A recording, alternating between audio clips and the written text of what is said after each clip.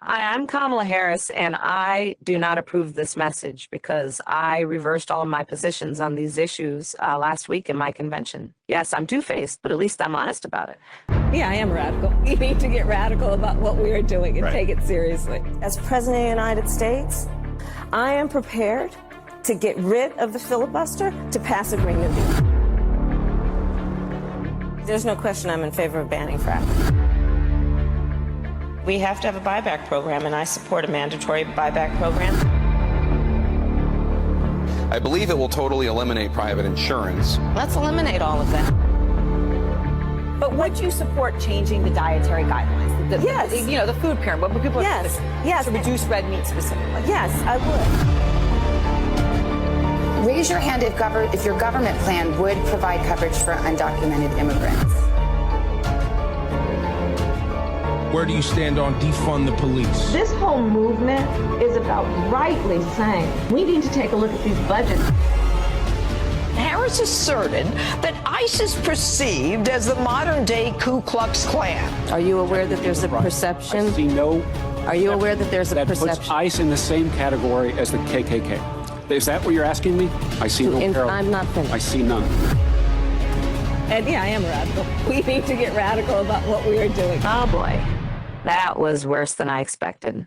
And live from Times Square is That Kevin Show. Somewhere in the bowels of the city that never sleeps, Kevin McCullough, radio host with Salem Media, is a man also not sleeping. Syndicated radio talk show host Kevin McCullough. And that guy would like a word with you. Many of you know him as Vostradamus. Of course that Kevin show is going to be great. The only thing that could be greater, of course, would be That Donald show. But we don't have that, so we have That Kevin show. Featuring the music of Dick Tunney and the Dream in Color Orchestra.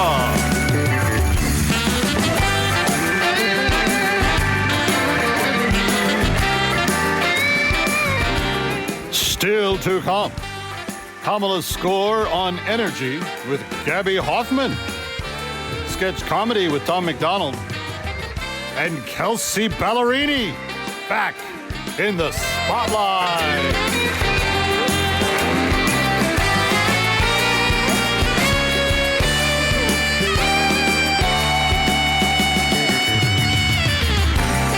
And now, from Times Square, the man who was rumored to open for Beyonce at the Democratic National Convention, here's That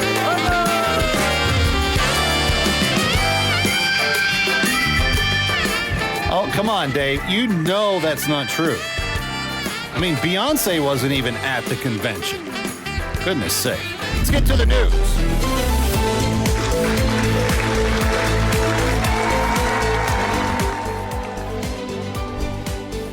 For Assignment Desk Weekend, I'm Kevin McCullough. Since the close of the DNC, the Democratic National Convention, betting markets across the nation have shifted back from their 4.5 seconds of support for Kamala Harris and now point to a Donald J. Trump victor as the odds-on favorite to win the 2024 election. Trump received a friendly boost on Friday when RFK Jr. endorsed him. Robert F. Kennedy Jr. averages about 5 to 7 points of support in every swing state.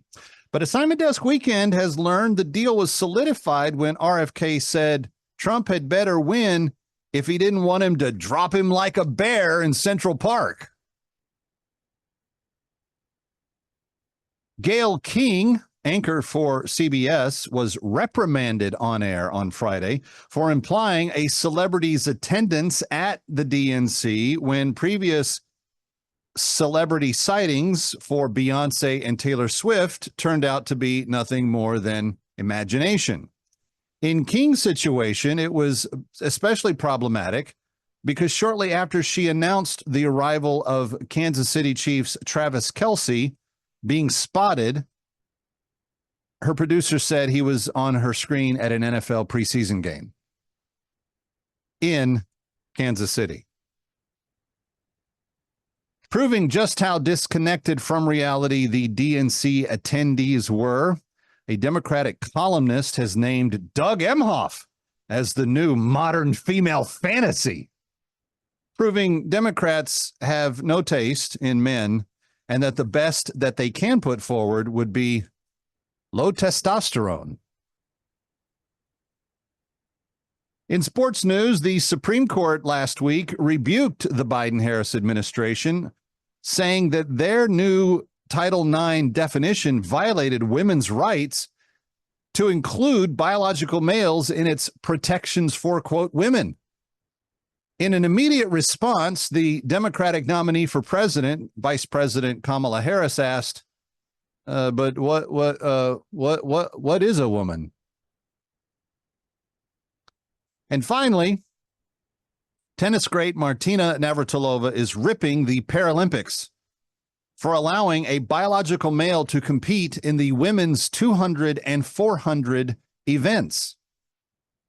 Assignment Desk Weekend would like to also point out that it might not be seen as completely fair for an ambulatory male to compete in female sprints while identifying as a wheelchair-bound athlete. He has legs and is running. None of them are. He's not just not female. He's not wheelchair-bound. But you got to identify the way you got to identify. For Assignment Day, and I'm Kevin McCullough.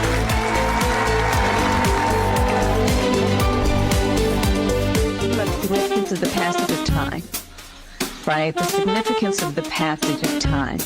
So when you think about it, there is great significance to the passage of time in terms of what we need to do to lay these wires, what we need to do to create these jobs. And there is such great significance to the passage of time when we think about a day in the life of our children. There's too many songs about diamond teeth and gold chains. Too many rappers who still glorify gangs. There's way too many rhymes about codeine and women we'd like to bang. I just wanted to make a song to say thanks. Thank you to the cops who really trying to make the world a better place, risking their lives to keep a man they never even met safe. They ain't trying to kill your kids or lock their father away. They got families who need food on their plates. And thank you to the firefighters. Whenever I hear sirens, I pray. It takes a special kind of man to run toward all the flames. When we see smoke and we need help, the fire can't be contained. They running in while everybody runs away. And thank you to the soldiers fighting for us, flying way overseas. Ain't never met you, but I love you because you're dying for me. I'm enjoying my freedom, and I know freedom ain't free. When the anthem plays, I don't take a knee. And thank you to the truckers, the janitors, and the average people. The ones holding the jobs that will damage your ego. The ones who do the most and in return they get zero. Screw what anyone says, y'all are heroes. Everyday people, they know who they are. They aren't superstars and they don't fight evil. They gotta do the hours with no superpowers. Everyday people don't always save the world. They don't get the girl, but y'all are heroes. Heroes. Too many songs about Xanax and faces covered with tattoos, and way too many asses on camera with rap dudes. Too much Gucci, Louis, Prada clothing trying to brand you. I just want to make a song to say thank you. Thank you to the paramedics coming at high speed in an ambulance, trying to get someone to breathe at the scene of an accident. Covered in a stranger's blood and trying to bring them back again. Their stress levels always at a maximum. Thank you to the carpenters, mechanics, and the welders and plumbers. Y'all are building all the roofs that we're under. Swinging hammers in the pouring rain, the snow in the summer. I hope you know that I appreciate your struggle. Thank you to the nurses and doctors fighting for everyone's lives. Y'all don't always find a cure, but I believe that you tried. The guilt of seeing someone who you tried to save die, don't let it haunt you. Y'all bought them some time. And thank you to the priests and the pastors and the grocery store clerks. The ones who don't get thanked or paid enough for their work.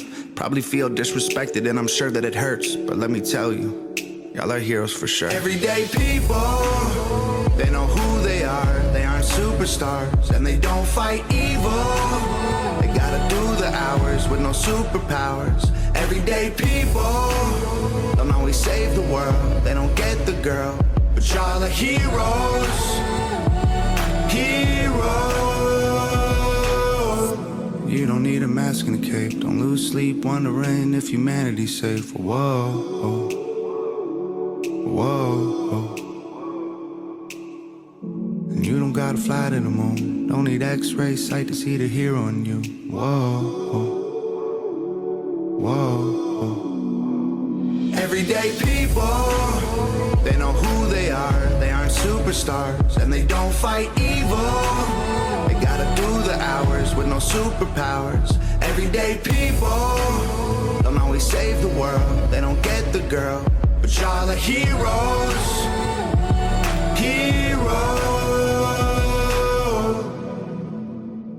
Inflation soaring to its highest level in nearly 40 years. That is called Bidenomics. Gas prices rose again today, reaching a new all-time high. We're still dealing with inflation, and we've got super high interest rates at the same time. Bidenomics is working. 2/3 of Americans are just struggling to make ends meet.